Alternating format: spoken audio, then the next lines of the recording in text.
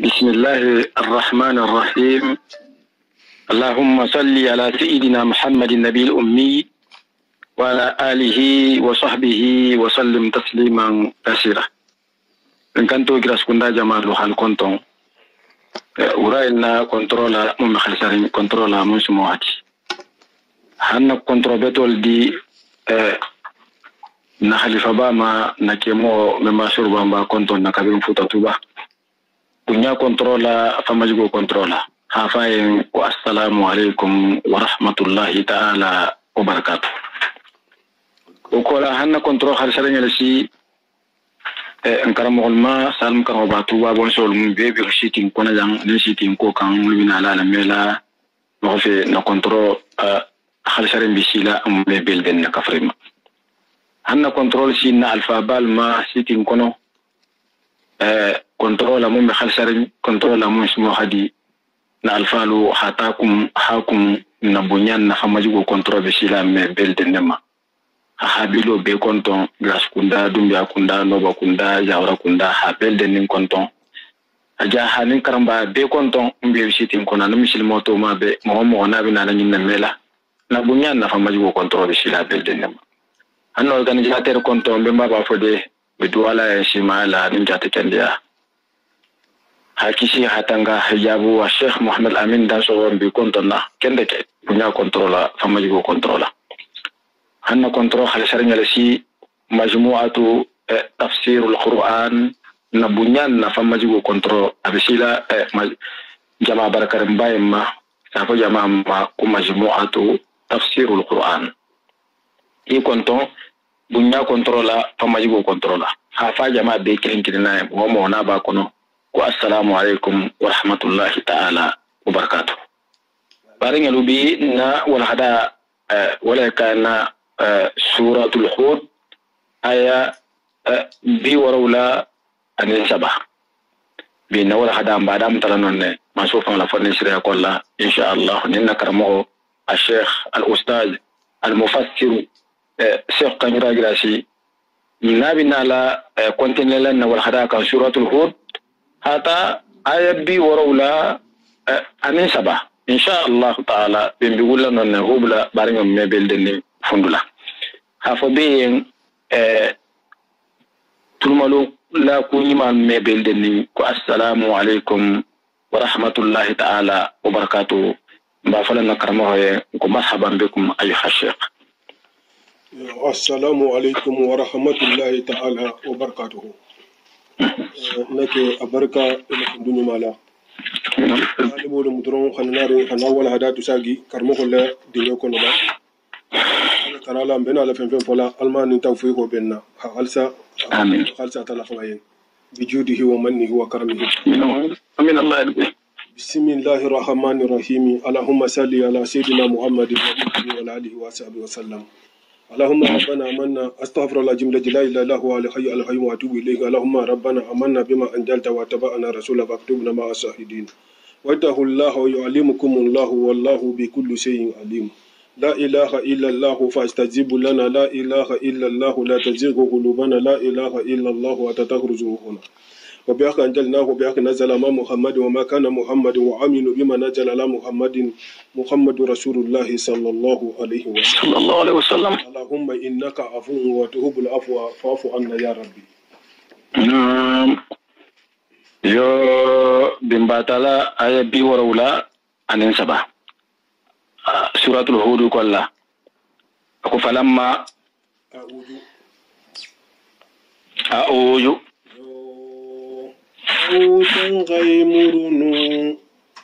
بالله يا الله يا من الشيطان جل سيطاني يوغو يوغو يما ما جل سيطاني دبر برما الرجيم جيرا ورا فوهاني مالانكا فوهاني مالاكو فوهاني الله نعم جنجران دمان سودو. بسم الله هلا يركبوا فيها بسم الله مجريها ومرسيها.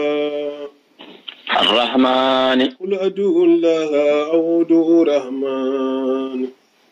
الرحيم إنه من سليمان وإنه بسم الله الرحمن الرحيم. نعم. فلما الله بانغاندي أتلا هدالي أكو تمو منا أتلا هدالي أكو تمو من ذهب الروع نين سيلان بوتا عن إبراهيم سيدنا إبراهيم كان وجاءته البشرى خدالا فوتي مو نسياما وسيو ونا تاكن ولمو هافوكالا نمي هو بجيد لا دينكي وغنا من على دين سوتولا دينكي ولمو سيدنا إسا هاغتي ومن على يعقوب مجدا. نعم. يجادلنا أنا تنا دم بتقول أبي سداتو سوتو نهيارو كلا هسمو نهيارو كي في قوم لوط malaiko lula senna lutula moholula koto senna lutula moholula koto mummoti a hanyinin karo lake akon malaiko liyen akonni muminu ke mesa babe sate munto konni so halagi ba malaiko ko ke mesa te halagi akon malaiko liyen akonni muminu ke mebe sate munto ke so halagi ba muminu ke me fula be sate munto ke so halagi ba e ko ke me halagi akuy yen konu muminu bina ni dumbe sate munto koni jo halagi iko kimeo halagi akuy yen konu muminu tannin nani dumbe sate munto koni jo halagi iko kimeo halagi akuy yen konu muminu kilin dumbe sate munto koni jo halagi akuy yen ikayen kimeo halagi akuy yen ko en fi halut akuy lutu bije ko lutu bije akbar mula atala kayen ko nahnu a'lamu biman fiha kunta lahalumul bije ibrahima ibe sate kono moylu ibe halagi lalde kuma sama no lutu la mo wala ko to sana sama inna ibrahima atala fa hadali ako sirna ibrahima la mukalita alala halimun no ke balemu ibrahima nyamati de awahum fanna sagila balemu de munibun awahum fandala sagila dala kasila balemati atala tarala ka falta munibun fanna sagila bal fanna sagila balemu de ya ibrahimu kabiri sena ibrahima hanyinin karo nyinke malaiko lula ako lutu dumbije albata ko muminu kilimbe sate to kalmi o halagi lutu dumbije abadin adin ila ko ki no kamuta ibrahima atata din le mu lutu fandin na mati lutu sena lutu fandin na mati atele sunta sena ibrahima ma alwako sena ibrahima la talibulum anatana kan biyo mota kata kilati wala hake ako akiyen ko lutu bije akibadi nya kinno na tama namu ya ibrahim adala hadali malikulu karane ka kwayen ko kite ibrahim arid ikola di an haja so kuma ni nan karo ni tuje namu innahu kunya mumindi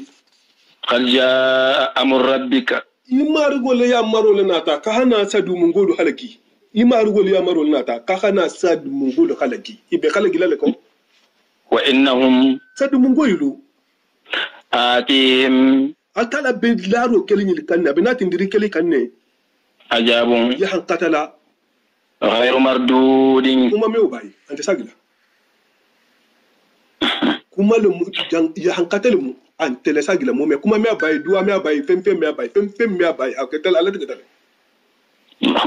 walamma yo kabiru botala sina ibrahima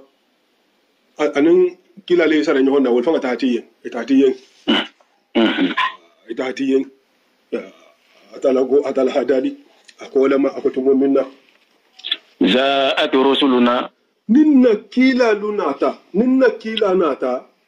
lutan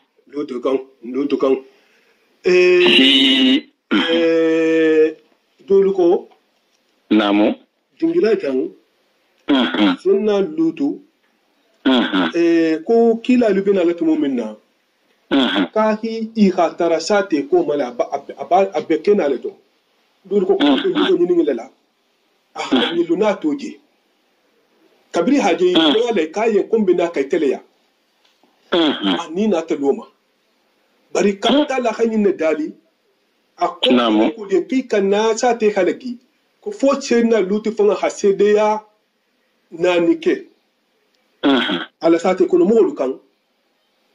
mo kurum le miti ibe baro mun na se na lutu fanga ka se luti namo anarino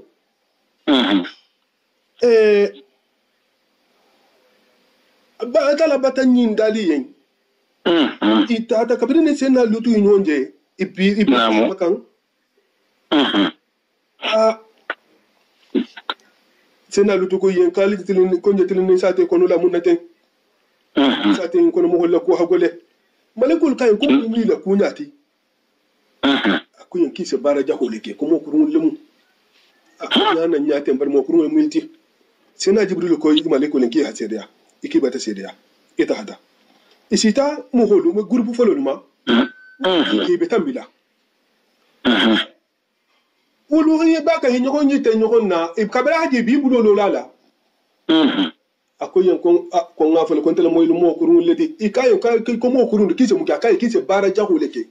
akai akama le ko le ki asede ayo ka groupe saba handa ni no beti la ya to mena jedo ya kamalta edunta e sigila ko jama na ataka lolu ko nyulu na tale na tala lu sena lu to kan kabiri dunta kan i yale bari ilana kan a fundo torota ilana la aya parce que a halon kaya mo alesa te kono mo nyulu nyili mo ko kurun leti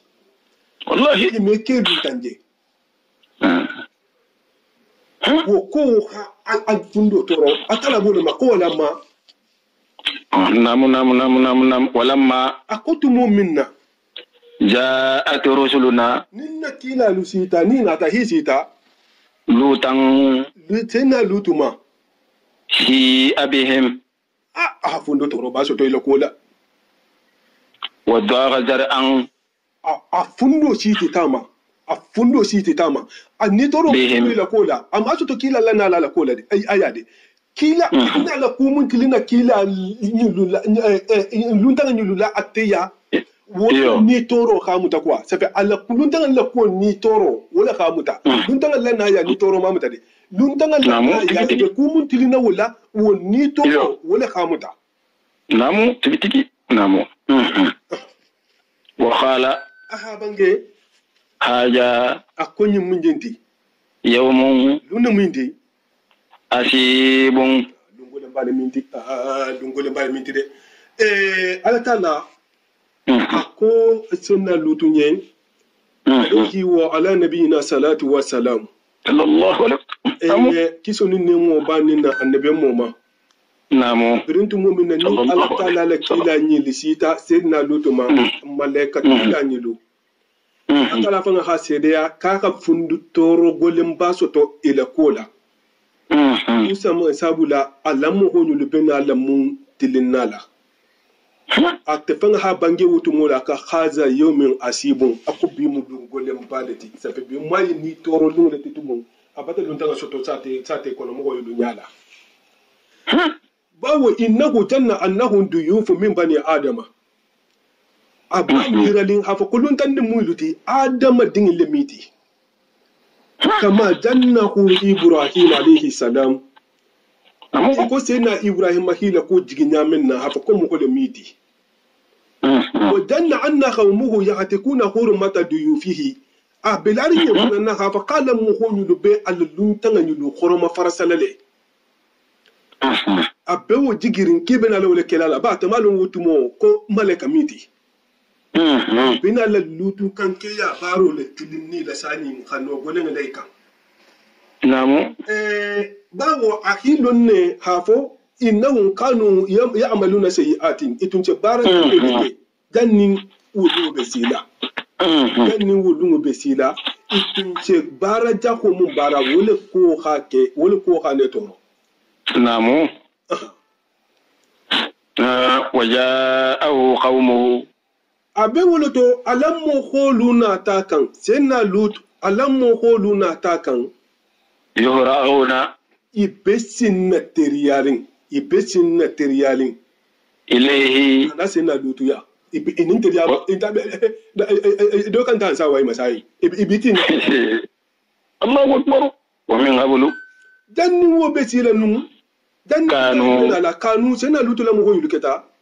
ya'maluna sayyi'ati bara jahu kila balamiti akala fanga hanya ise da tende ako bara jahu kila balamiti masha Allah bara jahu kunyata ese ke nati ha hajo kala muso nati ha hajo kala akala khadama dingida a programme le da kama ha keda ke ya munto a muso da musu yato ki da inyo honne kama hari adama dinya fanga tabo kinya ni ha la sa isan katala hakki ni muso le da nyon kama ni ha muso ni ke wo ke bule nyon kan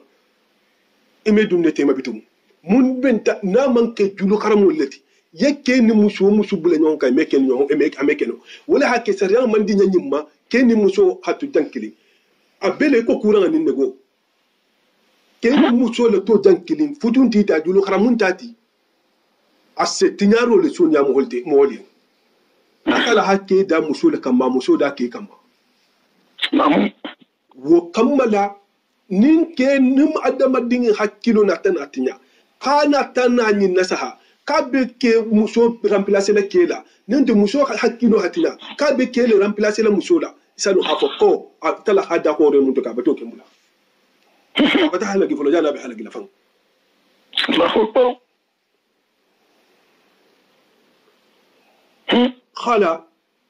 qala sena lutuko ala muholiyen ya qawm inarin ko lawo akatil na muholu haulai akoy alinya be nyul mun laten banati dinna mi holu muy ndi muso le muy luti hunna di muso nyulu ataharu wolile futu ñoko ya be sen yarin lakum alien wolu futu akbar sebelun tamul janna e holtuki ade muso le felenta batolo nganne di muso le felenti kuma sa ko into ngafolo dum Allahu akbar fattaqullaha mbe mum vola de njaxede alisila ala nyaade wala tukhjuni alu kanana nasumu fi dayfi na dun tangal la puto Allahu akbar alaysa rajulun afu mo gonta atel mo man soto ba mo gonte ba minkum atel to rashidun hakilu be munna mun salu to benno ni mun setani mun meke o mo gonta atel to subhanallah qalu i kayen qad alimta ma akun kali alala i khafene donne tigi lana malana laqad alimta ma lana laqad alimta i khanyin donne malana o haji wonten tele fi banatika idi muso la ko to mi haqqin hakkena no ndi havo laqad alimta i hallondo kele ma min haqqin haji wo hajunte lana fi banatika muso la ko to Allahu akbar wa innaka ite tatalam ma i khafenga donne nuridu la fi ntelbe mun da nyine ngadi subhanallah i hawo donne khala dalo nyi atala hada li suratul khuzr dafa da koto akuwa jaa ahlul madinati akosa mo hoduna tale yastabshiruna ibakan ki nyakon dala fuddi lutu bata dan soto de lutu bata dan soto ali ngawa hello qala aquyan ko inna qawlai dayfi akunyu lumunna luntan allati fala tafdahuni alkana najarabi Allahu akbar anfiya wadahu allah alisilan alanya wala tuhzuni alkana nasu ku ikaye aw lamununa hiyaka afami fatan badal alamin muhuduma ma fa ne fatan muhuduma mo jigi ajam fontel mi to fatan wo manu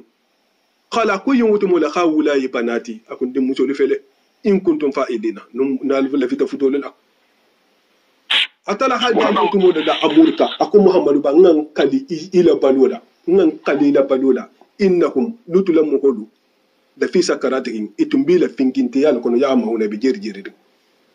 subhanallah messi laje nin senna kabirin kumonin karmugula kuma sai man ne foninto atala li kalo folo kola amurka hafa konnan kali ila badoda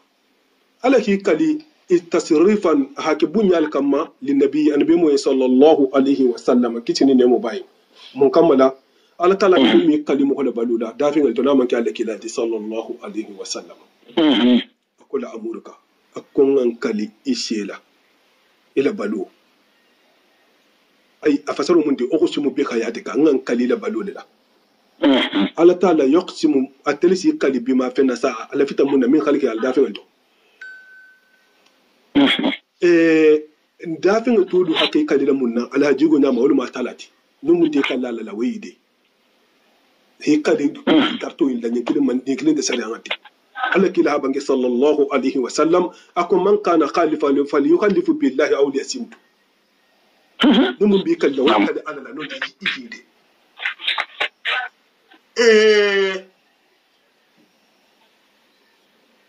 tunda lutu la bangi ni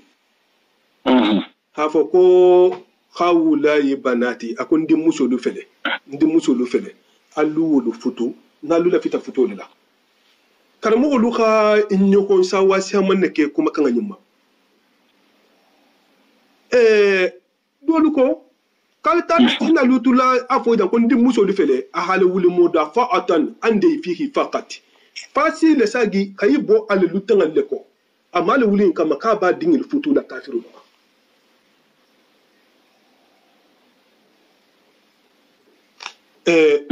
dolu hawul fo sunna mata ani sena ubaydata wal hawul fo wo mu kum nti dolu ko nam ko murado be mun na nyini na jang addi lu fam fangale ma atte fang wulu dingu ka bo dama ha fo yen ko allu kana lutu kanki atili na luntan Allah allu ndi musu lu futu ngulu futu aluma mun kammala akama fo fanan ti khata hi hajo ka di musudula parce que munna ala fo ko huwa atharu lakum ko la hasinu ali mo me fi dinu ma ko la hasinu ko yo donc ka ko yini ki ha futule tigi nabi mo yo onu mbawto nu wala mu wutuma ta sere ngato misilimo tunse futule kafiro ikiko wo keta misilime ya yifan kun folo to nyamenna alila kila sallallahu alaihi wa alihi wa sallam adinda minyo ko tumbe futurun ne kafiru ma intami alwo kicho kanna zainabu tumo mun abil asimuta badri kele dungo adaka kono mumbula amanyo ma hata kadan da akela hamuta akebe jamato akila akebe sallallahu alaihi wa sallam ni ki muta kini ko ki bi hakun kasara ko kun kasara dula atena je godun da ke ku ana ha kono mun da ma haka dula ma nyo miran kono a hawule do multa hibula yi tahidi ka ke ka bi sa ke bula ka bi kila hoda ko ma je gota bari wotu be kafiru lukum abil as kana muslimiya bari wotu ma tembe kafiru lukum wani misilmi a kun folo fana tun mi banyin ma ko misilmo ka futu kafiro dolu ko a ko wonte kumoniti abi mun na nyina bili banati a balsa te musulma ila sa te musulo ko luma addi musulti munna annabiyan mu mun falati alaman todi tigi so fanan tale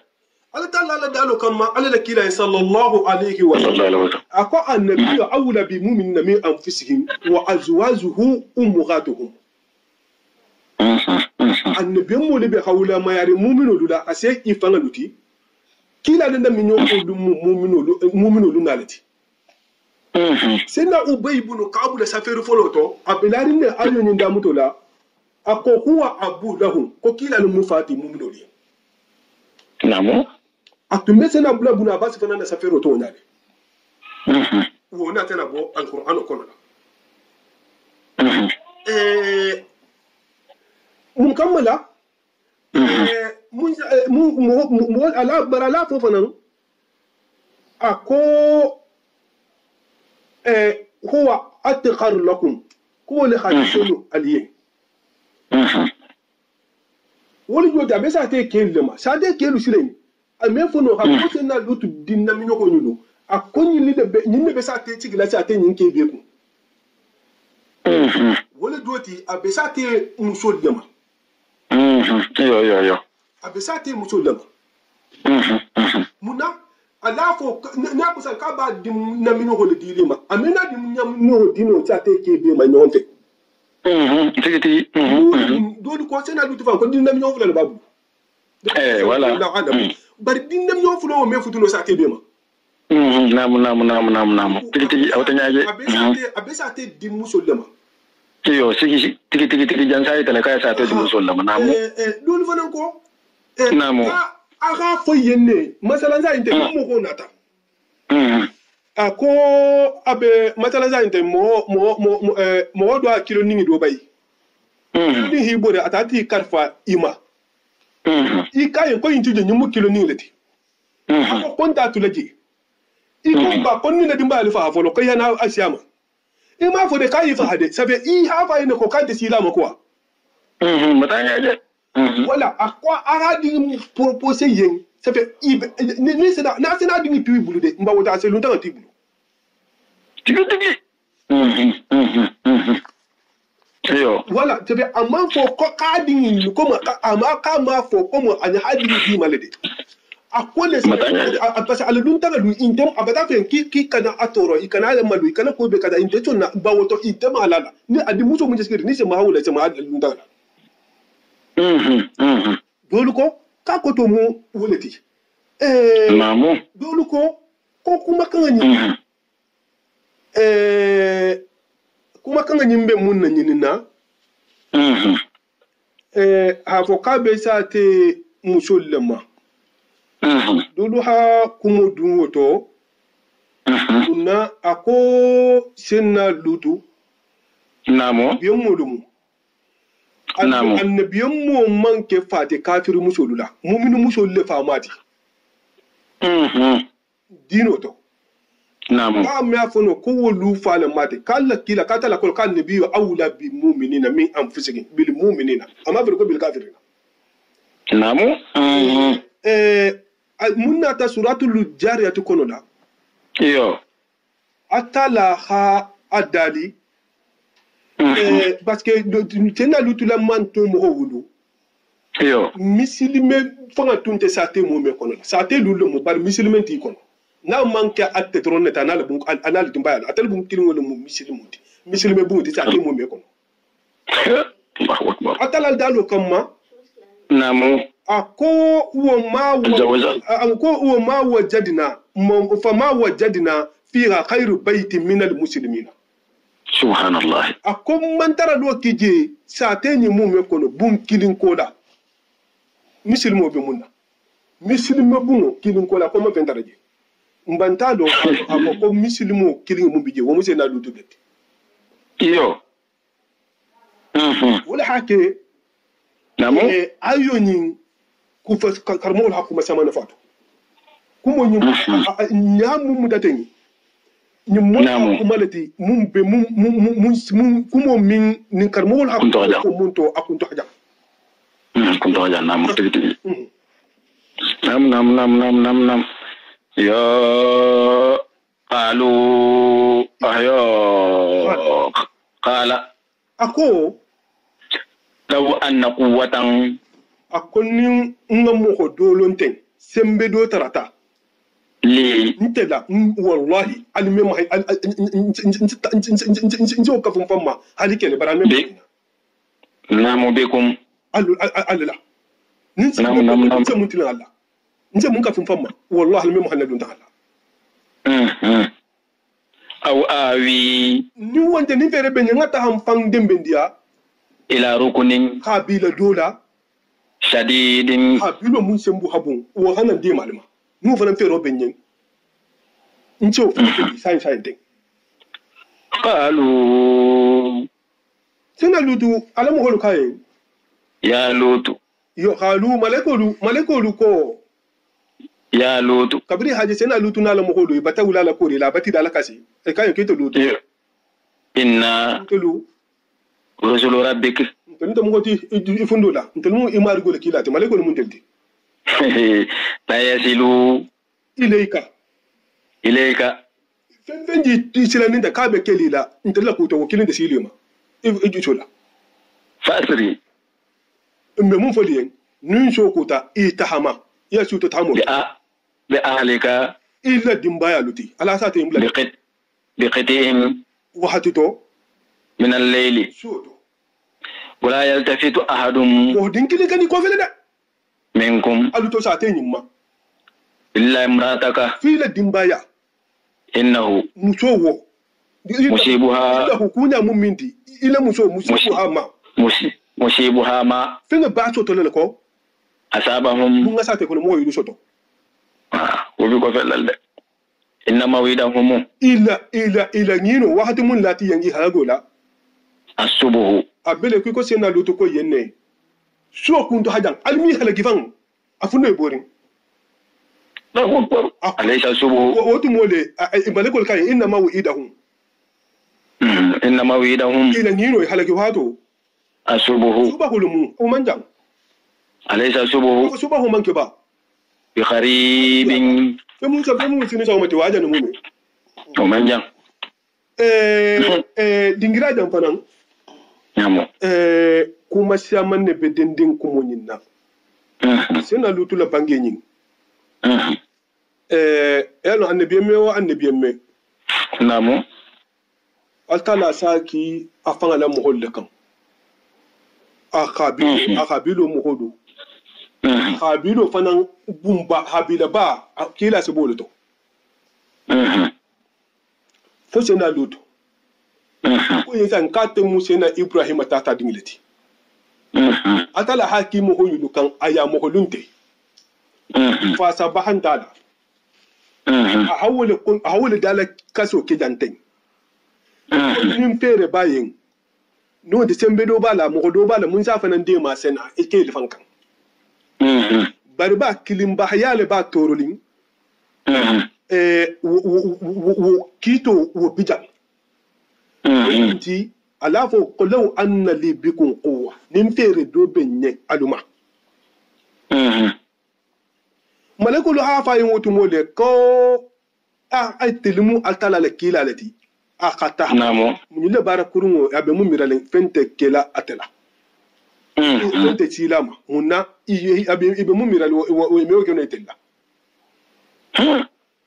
atala khanyin lanken masuratul qamar kono da abenyin malekulu benyin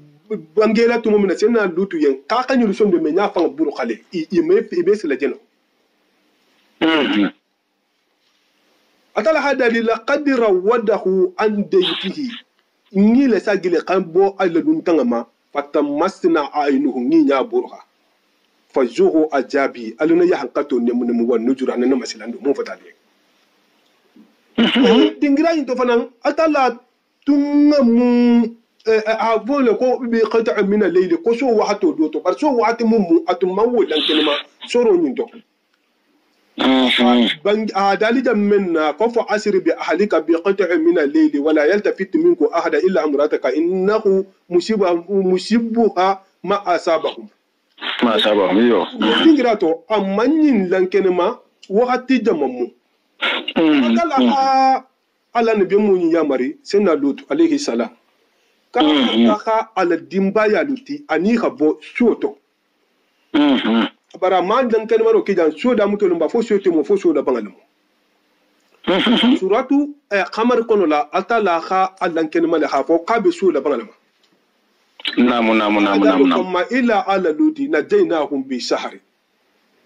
ha fo so lutu la mo hodo ko ngila kisi suba su la bangalale altala man dan ken maro kijan fanan ha fo ko a tahiti anala mo la ta abetula nyato lo ba fa betula ko male bar kumo la bangale salu na hafa ka ko le ka mo gol bula nyato ala jama bula nyato ta hatu i koma namu daro kama fa asir bi ahlika aqushta mo kila dimbati bi qati min al-layli so hato doto wa atbi adbarhu ya halu iko ولا يلتفت منكم أحد ولا هكي جان دولكو يلتفت جان تي كوفيل درونتي كوفيلو تفكمو هول فبرا كودون دوتي يلتفت كودون مونتي خساغي كوكو مو كان ساغي كو يي بلا ياتو كوما يي جنجي كانت اساغي نعم akakumo bidamiro bole na nyinina atala dalo kama wati bi adba ya bulay ko wala yaltafitu minkum ada mo kana bulay mo kana ko feleito akodo mo kana zagi ko namu haythu tumaruna allah ta dingira ta le martida men atala le dalo nyin ha fo ko ku de nyin soto le mo ngam mo hol soto jamaa karan jumhuru la karando e hakuro kulo ni khan nasabule nasabule nuwo keta istisna wo munna ta jang safo ko asira bi ahlika safe tun ko ki ila dimbayati illa imra'atika fi musu ni ha nasabule wala joti iki kana ini musu kanta de falanta siru bi hakanta hati wadar ko hayitu ya tuje fi hawmi halama wal tema fa inna halikatu abi halakila ma'ahu wal fi fasar ya fulo nyinna rano doto safe muso tuta jele ala fo ko ila imura atika ni ha nasabu dron wala doti safe ya ta inni la dimala ta e fi musu ken kanata titi mata nyaje atala dalo kama kanat min al khabirina ka atuta labana mo ko mul halakita al khabirina yani al baakhina mulkuta yo ibnu kasir ko illa imura atika ni bi rafu wa harafu ule wasa wa kodo mundi إلا امرأتك إيوه ولا وهرفوا له وهان مالو كمنتي ويبلا أحدنكم ولا أحدون أكمان أقول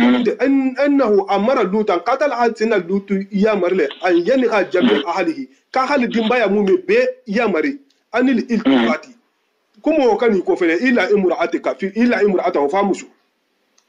أحبي كم هو كان يكفل ده فامسو كبس فامسو أتلا ما تقول إلا امرأتك donc c'est vrai a fo beye mo kan ko fele famusu yo ni a mbaka me ko ma a fo beye ko mo kan ko fele famusu nam a fasar wol bari ko mo be mun na nyinina faidan to kilinto ha fo dol ko ka ata itinatan anu muso ta tele amma muso yin ki kan ko fele kabirin girin bakan abota ko ma nyamin girin bakan abota ko ma nyamin muso hi ko fele ko wa hauma akunna mo holu kuro bota tan habulaka Allahu akbar baru sinan wo faidan tanunna atata ba atuta ko mo ba kin halagita ba halagita donc wo mu kuma fulo do kilinati mun be fasar lalu tema mun be fasar lalu tema ani atala la dalo subhanahu wa ta'ala ako ma hiya yo ako falamma tumon minna jaa amruna ninna ya maruna ta wala mu sadu mun godo halagoti jalna safilaha yo banko kal kotola ngoke atala hada ka banko kotola ke aliyaha akallati atala ko sandal kuma masha Allah kuma fonya la hade aha kotole ke aliyaha akallati ya masha Allah ni akanga ke kototi yo umuru ginti aldi femu be koto ni alu le sanna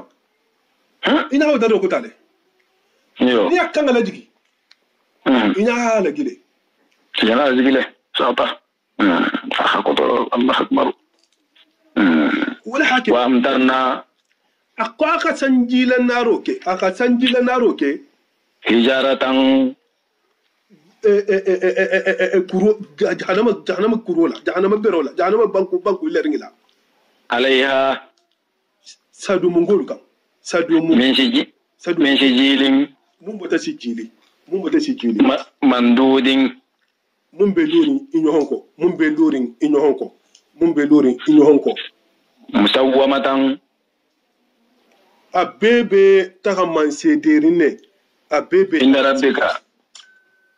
hafata imarugo batala wa ma hiya yo kuro wo manke no te sate wo manke min az-zalimin bi ba'idin fenti mun be jam farin min az-zalimina makka kafiru ke jalimu nyulla ay dafa kilin ni fasar ni asaba e hole trala wol be laham furin betege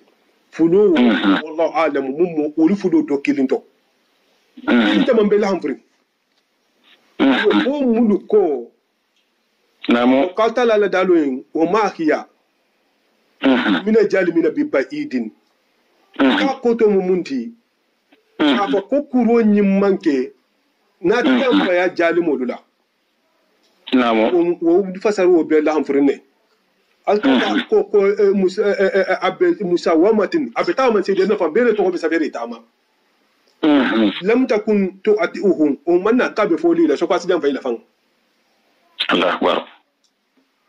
atala la dalu jang hafa ko mo ya mina jalimina bi ba'idin imam qurtubi hamu bangi rahimahullah rahmatan wasi'a ako atala dalu wa amtarna alayhi hizaratan ako fasaru fulala bala namu do kilindo afo ko ako amanke bi ba'idin fenti mun be jam farin inna diyara qawmi lut senna lutu la mo hodu la do wo manjam maka kafiru la mun baka kila so kata la boluma namu munna ako alala kila sallallahu alaihi wasallam anyin kumuna ta hana maka kafiru masilan walila hafo ko senna lutu la mo hodu wolo kala ta senna lutu so la adin pelendi i manjam makada sadumu be samu ni makata temale sadumu abbe makkanin same temale makkan wol sata mil sate ni nakene haajilon ne ko sate ni kala gitale halon ne katala bol makkan ki manjanga da atala hada li dingrado to karanul masiru atala hada li dingrado to wa innakum qatilu tamuruna alaihim alubaka ngatambi sadumu ngolale musubihina sahol makene wabilayla ani soto afala ta'ahiluna falma akili soto ako dingrado to rano dingrado to wa innaha qasadu musati la bi sabili muhim ka bala sila ko to lekan inna la ka wa kuba fi jalika bo ko to lil mu'minina mu'minu li namu atala hada li dingrado fananto wa tarakna fiha aw tarakna ayatan ko nga ka wa ko to le fiha sadu musati to lil ladina mawli yakhafuna al ajaba mun tila yankatu al alim mun ngadimi atala hada li dingrado fananto wala kad tarakna ayatan ko nga ka wa ko to le minha sadu musati to bayinati mun bilan ken warande ko mi mawli yakil mun ta kilo soto kata ba la talabu ma ko ma huwa bi ba'idin min jalimina ko abe ulama nam ko ka be imasilan kanne mafhumo be mun nan yinina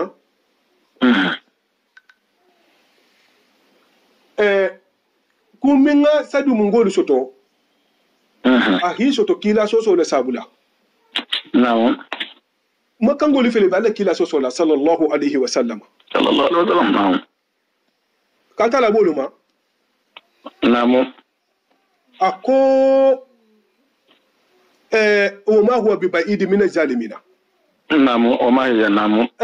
bi ba'id min az-zalimina naam mun ngasadu ngolu soto nya o manja jalimo kilingila mo hita sifake iyo asiba sifanan soto si dolu ko wallahi ka ko to bolati atala dalo kama afala yasiru fi mitama fil ardi banko ka fa yanzuru kayfa kana agibatul ladina mughalla banga ketnya menna afala mu yasiru fi mitama ba fil ardi banko ka imadu na ta manun ba fa yanzuru ihala korosuro ke kayfa kana agibatul ladina mughalla banga ketnya menna mi kabuli ke munta mitinya to ni akila mo masha Allah damma Allahu alaihim atala hayya hanqatul lawul ka munyi monongo walil kafirina misaluha an hone mi maral kafirun fanani numu mantubi Allahu akbar ako ayo ko to joti barutu kanke ya yimfa sile namu mo holu kar mo liki nyogon so le nin khaddo fanga mundi num mo iha kenin ke muta ibinyon ka namu wonte iha muso ni muso muta ibinyo kafno hoyala wo hado mundi karmolu ha kuma siaman fato namo mo hodolu ko nim mo ko mumutata abdu kanke akela fa'ilu wa maf'ulu bihi i mume be sefa munna ke ba hakimun na bai sibe fa wasilan o keta mu futurin fulalati ba fa keta mu futubali fulalati ba fa keta mu futurin ni mu futubali lati o keta no no no ti ka kan ni ke fulo be fa namo wallahi kida barwa kuru akina jibu jibu hakuru mo zaman ne ta tawka jibu kuru nya dangalam mo ta kan imam maliki kennal saybu al talibu be ta tawka so man tara wolte namo jazakallahu khairan imam maliki kunda mu me be ta tawka so man tara maliki lal moltima imam safai la bangi kilinde mu wala mu gol to talata dol ko ka fa dol ko kamme fa imam ahmad la mu gol to talata dol ko fa dol ko kamme fa imam abi hanifa ta wo ko kamme fa asibla kaso la hayan kata kaman kambula ça fait condamner à mort barke même ta fa ana fa ko nya kenya fana dol ko kiya kan fa kala fangale la dol ko kisi kurla bunne dol ko kisi janitale fangala sena lina la mol tumbol kan masha Allah dol ko kisi le sannale hila boy kon ko kan non te ile le bunjan ka hila boy hanimo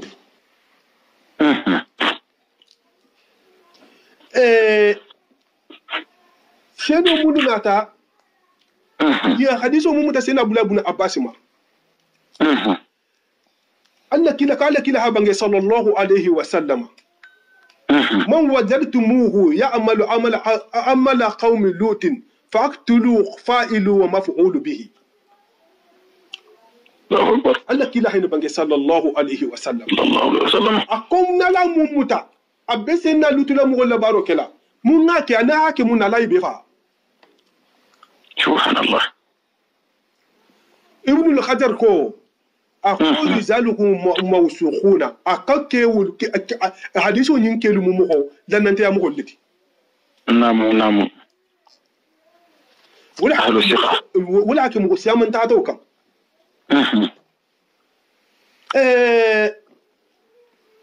ها مخو ممكن حديثو وسمنتيا سعد بن جبير أنا مجاهد وفنا حديثو في الحمد سيدنا عبد الله بن عباس نعم ako mo man futu ni ga wata da futu kanke akela kisa kurla bunne hadisu ya abu dawud halbu ne sai halbu bai hagi halbu namu hakimu na ta hadisu doti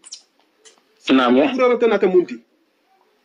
Allah kila habange sallallahu alaihi wasallam namu kom nalam da lutu kanke alto fa'ilu nu maf'ulu ka habe fa futu da fi man futu na barata munna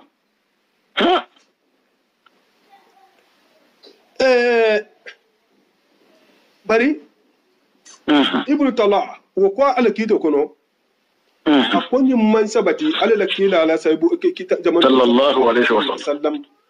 ha fo ka hamu ko na bunna duto kan kiyato namo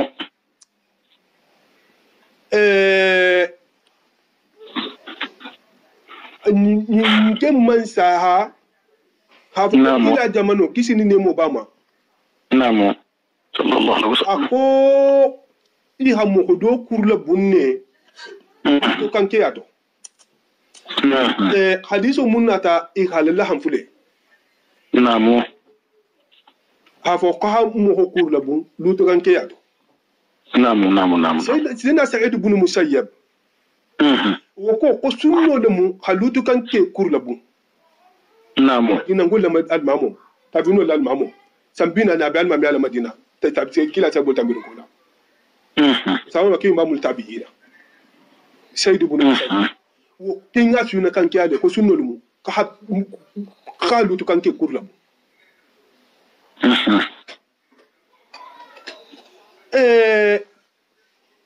iha bange siyaman nati nyin koto namu sai na Abubakar Siddiq jamano wato mai be fatigola radiyallahu anhu namu radiyallahu ta'ala anhum iha kila sai na Khalid ibn Walid Saifullah al-Maslul radiyallahu anhu namu masha Allah mo go do muta arabu sate do kan keni muso bata futu no homma ana tana nyi fulo muta aka manyin lakitilon a kila ki Madina ina ta sai na Abubakar yin ka bata mu go fula muta ki bata futu no homma ki beke wala ko ki to ka ba kele nyadi wolun to mun fundo bota a sai bo be hilara ifo do ko ka fa do ko ka bun do ko ka adem do be itafo mun fundo be to mun senali de senali ko hayin bange a koy halun ne kalata la kan mun la sadu mun godu kam awo kiso man do kabira altala dunya da manto ne ma tala so altala so ina ko fo manto kilin katala mun ko la ko be holo ne ko mun ngake kila ki ho jani tada iha kila ta iha jani tada Ja'far as-Sadiq ibn Muhammad al-Bagiri wa hayin bange ka Muhammad al-Bagiri hayin bange le ko sen ali ha bange radiyallahu anhu jami'a namu akunnin mu ko mutata jutu kan kiya to kan sa kurna bunna kuna fata karaja namu usilen a fojuta famon futu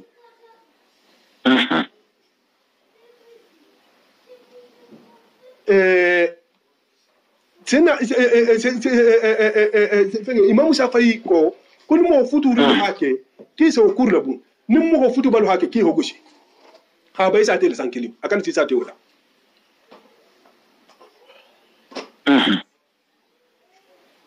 imam Ahmad fananga asbal bangi Abu Hanifa ta ko ka ti go sibula kasola sibu me haya hankada hafa barkali ma ba ai kan ka da mun da ka ba sai ka man sabati ko kila hamodo fa hato wala wala ma tal alham Allahu alam namu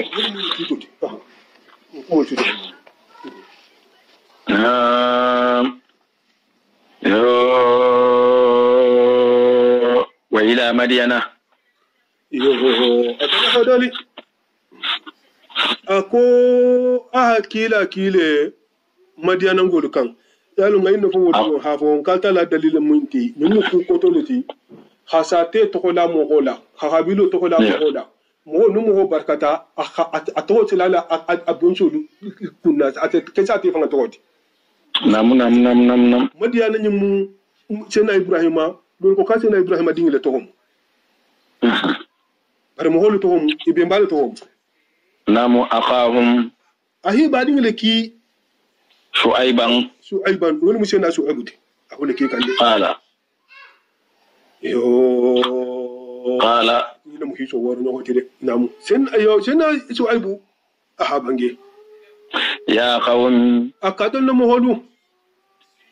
ubudullah alu altala kilin bahaya abatoto Allah altala kilin ma min ilahin manzan da kerin mun batu lakum yani alkiyama lakum aliyan khairuhu naman ka alalti kila masha Allah kila muhudu ila kila da basin munti wul matala kilin bahayati mo femfento atala kilin bahayati bulade nimmo wa femfen ka matala ma iya dala kila baro to femfen na falbitu masha Allah mun kisira fulan ka wala tangusul mikiyala sinna Shu'aibu atala haki alamu hol kan kufla peto wala dun titema afalo atala kilin bahaya fulan ko ya su man difin alatin wala mizana wala tangusul mikiyala akali kana suman difin lu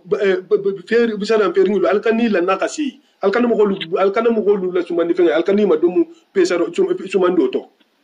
namu wal mizana anin pesaro inni nte arakum ko di nyaba lalten bi ghairin alube ne ma bato alu firin mun balu bulu anin haju jaro mun balu bulu anin haju mun balu bulu wasa alu wasala alu man tefe yake hadu num wa kilo kilin ten salma alu kilo kilin tuma la gagun al kana fendo din pes kili ko to la hal buliya hadu mun golu khatigela hay hakko la al kanoke wa inni nte akhafu misilan ninne alaykum alla ko la nalu man tubi ala ho ko dabula hajaba yawmin dum ya hankato le yen muhitin mun se mu ko halagi muhitu mun se mu ko goren kati akoto mun se mu ko halagi halago mi muhitu ni goren katrol mu jahanga kangato ha mu ko mini ko dingira man soto ila walakin nake mu alai siriya alai musida radiyallahu anhu asa bange ko halagi da mati mo me halagi hatra ya bi chove dula do la fanga da amman bojela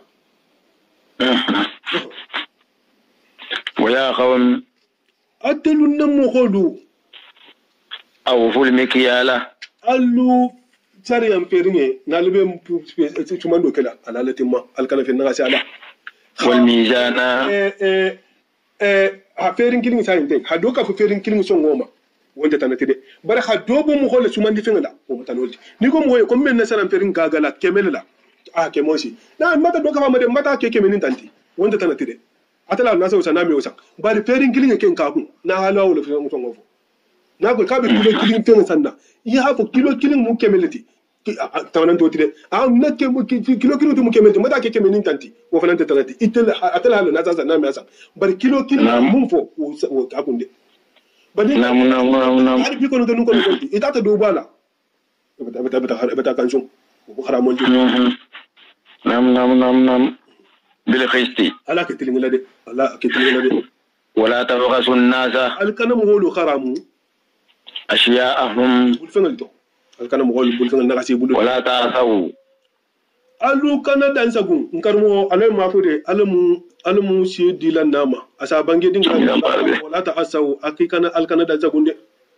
في الأرض banko kan مفسدين tinaro to abe mutinyar le bare ko ni fulo to kitinyo na do mu dan zambo do ke dan zambo بقية الله ala tala la kharjige aha mun jaguma aha tala خير mun daluma alu khala lo mbal bulu wala hafisa aliyende wala hafisa لكم aliyen إن كنتم alketa مؤمنين. tongondi a jolluti نعم. وما بحفيظ وما أنا nta manke بحفيظ la tangalati عليكم aluda nalbe sumandola nten la sogo haboko ala halatin ma non tan malatin ma ndangal mu munte hafa den dron o ma ala rasulil balahu kila ce to rabe nam na forun gola den ten na lumman ta hamuta o ba alfan almade tigi qalu iko ya Shu'aib akite Shu'aibu asalawatuka iyo asalatuka ila dino tamuruka wala hiya mariba an natruka ma kunta la fen batu da buda ya buda bauna baba libe mun batu kam bembal ha mun batu ila dino na ho fayen aw nafa'ala nu wanda fan bara fi amwalina nan na fudo la kuto ma fenna nasha'u la vita munna kon kana bara na fudo to la vita munna innaka heda Shu'aibu la anta ita fanfan alhalimu haida mu no he balete ko he to mo ni ar-rashidu ita mu kan ita mu hakili ma balete ita mu to ben na balete ça fait be kuma fala hajjuto ala quoi bada ba mu hajjuto ala kala hajjuto ala sena Shu'aibu ha bange ako ya qawm ako atelo na mo holo ara'aytum alo ni baru de na donde in kuntum nintarata in kuntu ala bayyinatin nkombe dalili gele kan mbe dalili gele min rabbi afata marigila wa rajahani ana tanan harjige bi minhu afata atata la alla nabi rijhan harjigela hasanan nganyima wa ma uridu manyin amte manyin nanyinde an ukhalifakum nkunga da sosondi ila ma femma أنهاكم عنه من كم مخوتي من شالو يا مري كودو لانكالو هاتو مبغاتاكي نونتي حالي يا مري كودو لا نكال هاكي atara mbanta da kunto ntento moti de moho karamoho la kunna gua folo istika munga tari moho khalegi la ko beti karamoho to wala I hafu moho yen ite ba folo moho de alinyinke nyuna hanyi manyi hatara ite fanga bo ko ke kan niko makama ite fanga bo ko ke kan niko mun makala ke ite nana mo ke niko mo le kal kan munke ite fanga bo ke la Allah kila bange sallallahu alaihi wa alihi wa sallam ako l'israwo to atambeta mo ho doluda ibati inu ho le boy ikono to khasiti hisiti tabaramala ibaka ifrim hola asina di ko jum minde akayen ki manto lonna do le minde e se mo hol karamun nay memo e telefon me o bara ni amol fata mo me soke Allahu akbar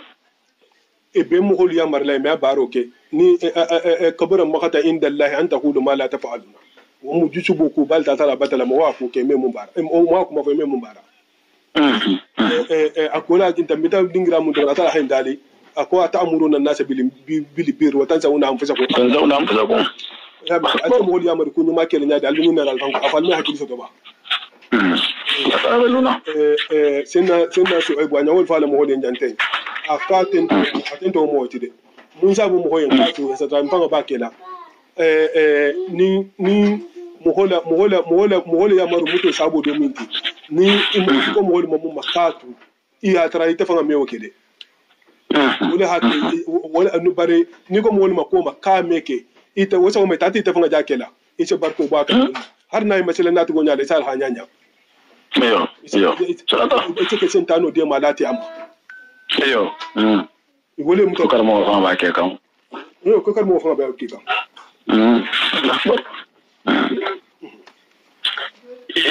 yo in uridu mudan man pennan yini Allah nakila la ce yin to aluma illa al-islah fa Allah ko to bendoron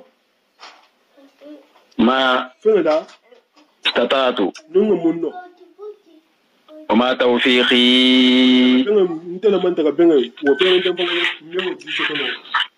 إلا بالله فانتلا ده نجم نغنيرا لينتن حدوين سامو ما أنا هنو يا مرو متا كنتن نكين سافو بنا فيرن تنين ما تلا أتل ما توكلت نتبتو غورين عليه وأنيب من فن ساقي لفنا إليه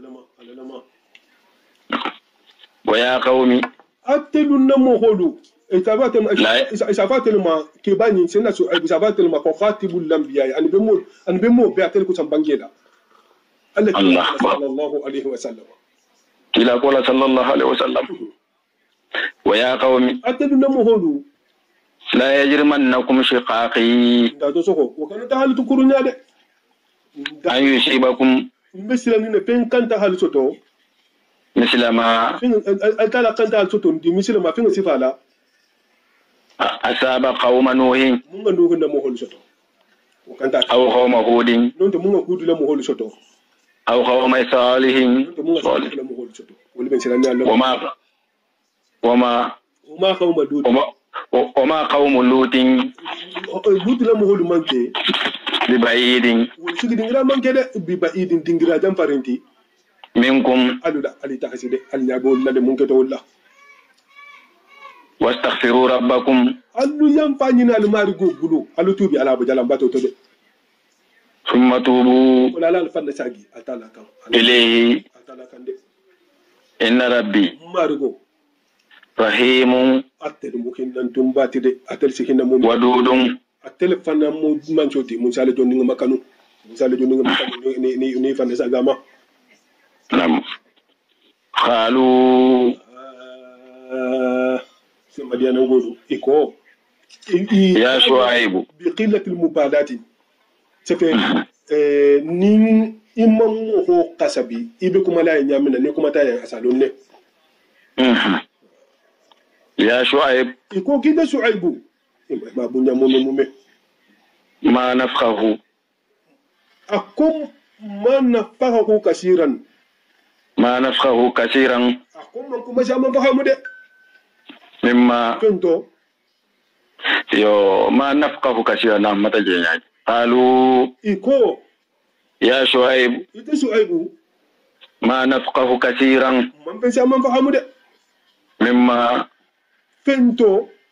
تقول إجا من بانجيلا إلى بانجيني hafa kon tala batu akilin nyanda alamun na mpa numbi mbalu la jalanga du hawo tuje nanda fulo fana be jula kan nyame na ko jula nyama falin man ila bange nyin tel manyum famu wa inna telu lanaraka wallahi nyabila fina iben tel ma jam fan dhaifan mo bale miti itel mo fode apele ko konten sa kete mo wonni neti ça fait walaw la rahtuka ila ku mangere simbulu nyabila mo bale miti walaw la rahtuka ni khabilo la konteno darajamnaka ci ko labu wala hake dingira into mo sa kiliba soto jang mo se de mali khabilo la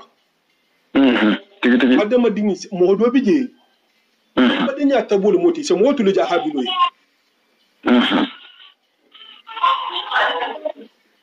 mo hondin na be ku do ku na khabilo to khabilo wo khashi ya bo se la le wotu go kan imagine sena dutu mtambita jamina sanyi yani kuma fi admira malde mtambita sena dutu sanyi yo onda habila litema akko law anna libikum quwwatan nin sembe tumbe nanu nin sen mutba kilino al kamma njo kenu aw awi la rukuni sadidi non da ngada qabila do kamma mun sem wahabu hanande maduma imagine mo gonda na mo tigi do ñu la mo bata fo yenjang ko law la raqatuka ko ni la mo godu i qabilo tuntenu non ci sila ni qabilo la ñu sila man ñi tudale ndene je sila qabilo nya على الكلا صلى الله عليه وآله وسلم نعم بني عبد المناف نعم أنهم بني خاسم ولو خيلوا لكيلا في إيمان سوى مدي بري خيلوا في لحدوان قريش توبية تيما إلى موسو دنيا كمالا عبد السمسولو ونو قريش توبية لكيتا كيلا جاهوتي ولا حكي هذا مثل ما هذا بيجي مثل موت كذا هو لو يجني أبات علي بلكيلو أكوب ممكن ما محلو كلا لا فنات كم ببلو أمازو كلا لا مدينو ما ده برا أمازو فنبولا هم حالا ني بيدا كم فنميتين كلا لا ديرتي تينا أتلي لا بس كي هالون ني ما تالس إنها تبي فولي نونا c'est bien que vous le temps comment c'est dans atelier comment mais attaque la clique là ça m'a bari mais ani tin kila direct abulo nya sile nya le tumbe ani tema yo tigi awul on va mo muslim ya de wo bani abdul manaf fa bani abdul manaf an bani qasim fenti je mo ta kila kele no ya ma quraish bulla an be muslim ya na manke abala habilati abala habi fana mo de makila made afanga de shelu ako namo anu mo mande alade atel fanga salu ako ko yo afanga jatol tun salu ako bara même amanda amo no fe afa ko ngana ndo di no fe anen mo ke afanga jatol salu ako tigi mo mala khabilo la mo do ngana mije khabilo ki jabo selala kan wo be nyina ni imanu fonu ku tilinda mu ko la khatara inta qabila ba ko non de qabilan tila wo mu ko tema isa lo hafu kiki isa lo kiki lino sada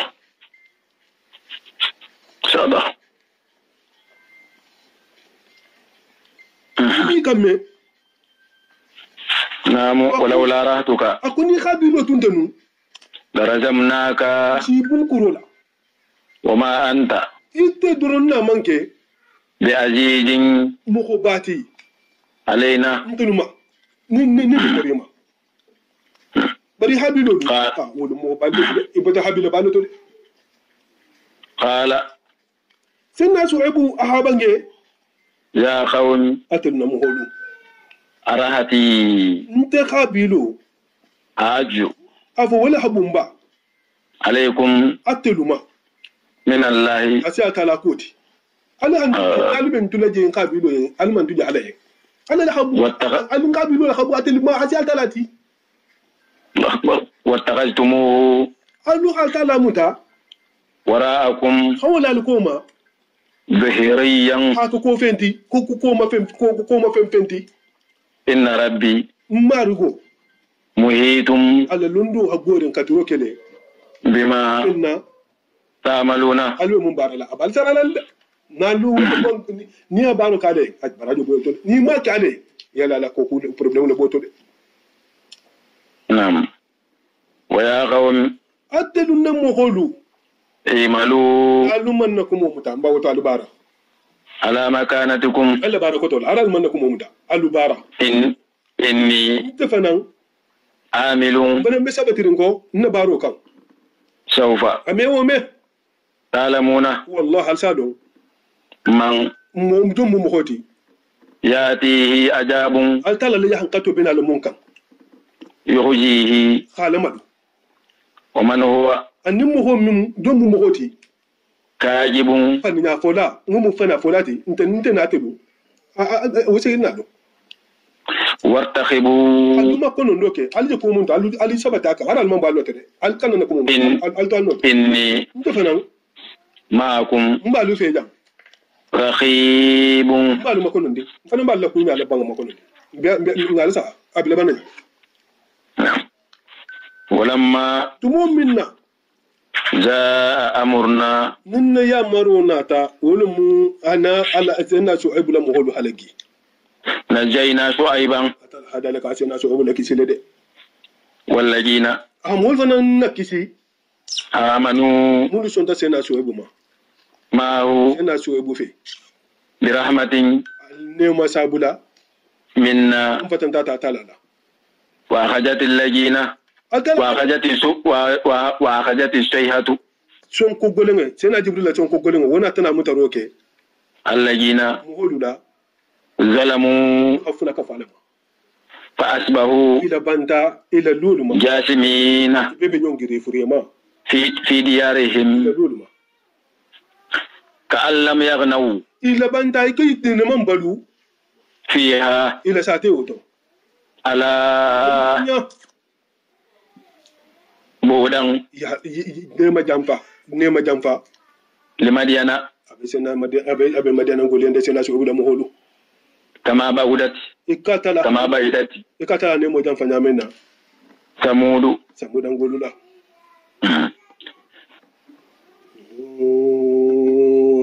ولقد أرسلنا موسى أكاسنا موسى فننكيله بآياتنا وسلطان مبين صدق الله العظيم وبلغ الرسول بما علمتنا وعلمنا ما ينفعنا وزدنا علما اللهم انفعنا بما علمتنا وعلمنا ما ينفعنا اللهم انفعنا بما علمتنا وعلمنا ما ينفعنا وزدنا آمين الله آمين الله آمين الله آمين الله آمين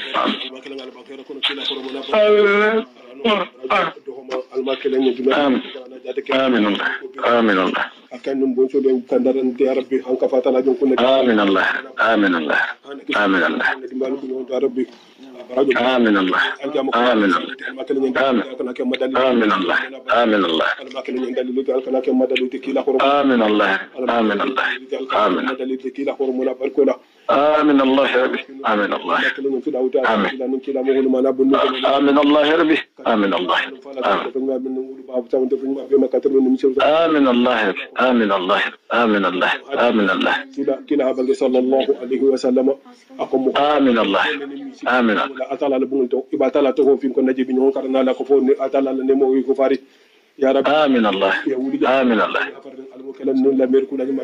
آمين الله آمين الله آمين الله آمين الله آمين الله آمين الله آمين الله آمين الله آمين الله آمين الله آمين الله آمين الله آمين الله آمين الله آمين الله آمين الله آمين آمين آمين آمين آمين صلى الله عليه وسلم أنت سمعت على بلا كلا رمنا بركوته على بلا أنا جارول كي أنا تقول تما كيسو كي تانغو كي هيابو كي إيشما جاتو كي ندا هيمين كلين كلا رمنا بركوته ترم باكرنا منجلا فهم ولا تمارجي ما نطلع سنمي ما سنمي النور كلا فهم باكولا مارجا القرآن وهرمته اللهم صل على سيدنا محمد صلاة تنجينا بها من جميع الأحوال والآفات وتهدي لنا بها جميع الحاجات وتطهرنا بها جميع السيئات وترفعنا بها عندك على الدرجات وتبلغنا بها أقصى الغايات من جميع الخيرات في الحياة وبعد الممات برحمتك يا أرحم الراحمين يا رب العالمين سبحان ربك رب العزة عما يصفون والسلام على المرسلين والحمد لله رب العالمين. يا اسمع النبأ يا